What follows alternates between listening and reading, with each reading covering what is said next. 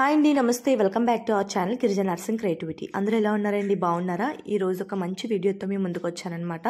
So మనం దేవుడి గదిలో పూలతో దేవుణ్ణి అలంకరిస్తూ ఉంటాం కదా. సో ఆ పూలను అయితే నదిలోనో లేదా బావిలోనో ఎక్కడో దగ్గర పడేస్తూ ఉంటాం. సో అలా పడేయవలసిన అవసరం లేకుండా వీటిని రీయూజ్ చేసుకోవచ్చు అండి.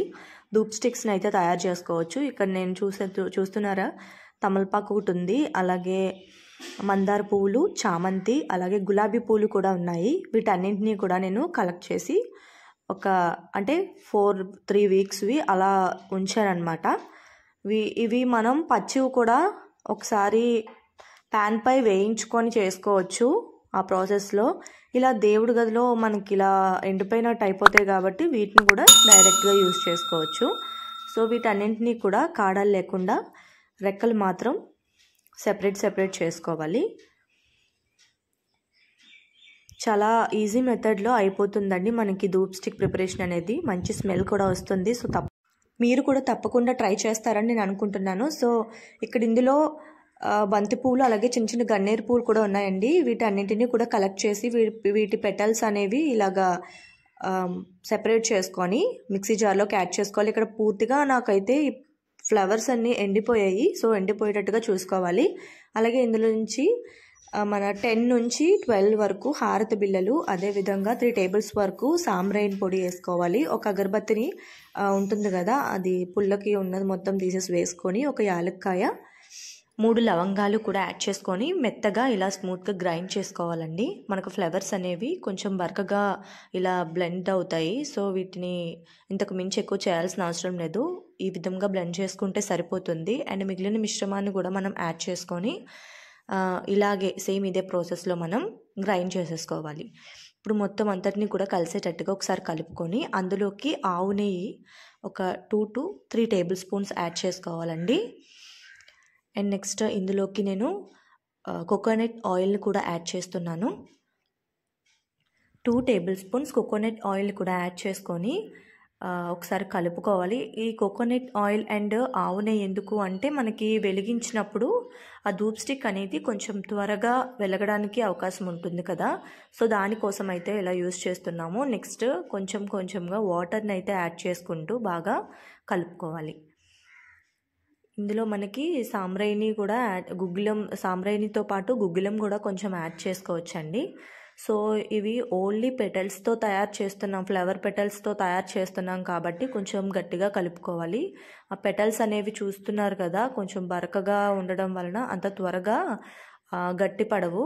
ఆ వాటర్లో అలా కలుపుతూ ఉంటే మనకి కొంచెం చపాతీ డఫ్ లాగా తయారవుతుంది. సో అప్పుడైతే మనం ప్రిపేర్ చేసుకోవాలి.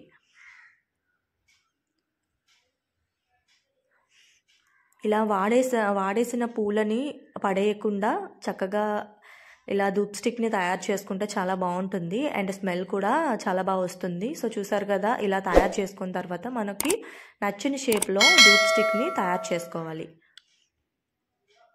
మనకి కోన్ షేప్లో కావాలంటే కోన్ షేప్లో తయారు చేసుకోవచ్చండి. అండ్ మనకి ఇలా కటింగ్ టైప్లో వస్తాయి కదా, చాక్లెట్ టైప్లో, ఆ టైప్లో కూడా మనం ప్రిపేర్ చేసుకోవచ్చు. బట్ ఇది సాఫ్ట్ డఫ్ కాదు కాబట్టి మనకి కోన్ షేప్ అయితే బెటర్.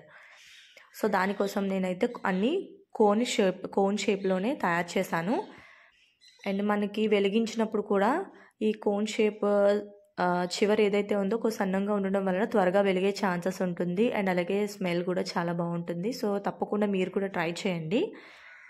చూసారు కదా, షేప్ అనేది పర్ఫెక్ట్గా వచ్చింది. అండ్ మనం ఇలా హ్యాండ్తో అయినా చేసేసుకోవచ్చు, లేదా ఒక పేపర్ తీసుకొని పేపర్లో పెట్టి కూడా ట్రై చేయొచ్చు అనమాట.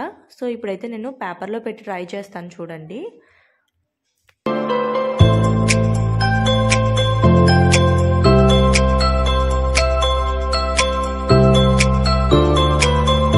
ఇప్పుడైతే ఒక పేపర్ని ఇలా తీసుకొని కోన్ షేప్లోకి దాన్ని మడత పెట్టి అందులో మనం ఈ డఫ్ ఏదైతే ఉందో మనం ప్రిపేర్ చేసిన క్వాంటిటీని ఒకసారి అందులో పెట్టి గట్టిగా నొక్కేసి ఆ పేపర్ని ఓపెన్ చేసేసుకుంటే మనకి కోన్ షేప్ అనేది వస్తుంది. బట్ పేపర్ కంటే కూడా మనకి బుక్స్ పై అట్టలు ఉంటాయి కదండి, సాఫ్ట్గా, ఆ అట్టలు అయితే ఇంకా బాగా వస్తుంది. ఎందుకంటే అట్ట సాఫ్ట్గా ఉంటుంది, బట్ మనకు పేపర్ అయితే సాఫ్ట్నెస్ ఉండదు. మీకు అర్థమవుతుంది అనుకుంటున్నాను. సో అదైతే ఇంకా బాగా పర్ఫెక్ట్గా వస్తుందండి. బుక్స్ మీద ఉన్న కవర్ అయినా లేదా అట్ట అయినా సరే మనకి చాలా బాగా వస్తుందన్నమాట. సో మనకి ఇలా నచ్చిన షేప్లో తయారు చేసుకొని ఎండలో ఎండబెట్టుకోవాలి. బాగా ఎండబెట్టడం ద్వారా ఏంటంటే ఈ ధూప్ స్టిక్ అనేది కొంచెం త్వరగా వెలగడానికి అవకాశం ఉంటుంది. దట్టు మంచి స్మెల్ కూడా వస్తుంది. సో బయట కొనుక్కోవాల్సిన అవసరం లేకుండా మన చేతులతో మనమే దేవుడికి యూజ్ చేసిన పూలతో ధూప్ స్టిక్ని తయారు చేసి ఆ దేవుడికి వెలిగిస్తే ఆ వచ్చే ఆనందమే చాలా వేరుగా ఉంటుంది. సో ఈ టిప్ అనేది మీ అందరికీ నచ్చిందని అనుకుంటున్నాను. అండ్ నేను తయారు చేసిన ఇవన్నీ కూడా ఎండలో పెట్టేసి 1 డే మొత్తం నేను ఎండబెట్టానండి. బట్ అవి సరిగ్గా ఎండలేదు, వింటర్ కదా. సో 2 days ఎండబెట్టాల్సి వచ్చింది. సో సమ్మర్లో అయితే 1 day సరిపోతుందన్నమాట. సో ఇప్పుడు ఇది వెలుగుతుందో లేదో చూద్దాము. అండ్ వెలిగింది, మంచి స్మెల్ కూడా వచ్చింది. సో నాకు స్మెల్ వచ్చింది, మీకు రాదు కాబట్టి మీరు కూడా తప్పకుండా ట్రై చేయాలన్నమాట. ఈ టిప్ అనేది మీకు నచ్చినట్లయితే వీడియోని లైక్ చేయండి, షేర్ చేయండి, అలాగే కామెంట్ చేసి మన ఛానల్ని సబ్స్క్రైబ్ చేసుకొని పక్కనే ఉన్న బెల్ని యాక్టివేట్ చేసుకొని ఎప్పుడు వీడియోస్ అప్లోడ్ చేస్తే మీకు నోటిఫికేషన్ కింద వస్తూ ఉంటుంది. సో ఈ టిప్ అనేది బాగా యూజ్ అవుతుందండి, మిస్ అవ్వకండి. And me friends and relatives కూడా షేర్ చేయండి. మరిన్ని మంచి వీడియోస్ కోసం సబ్స్క్రైబ్. Bye bye.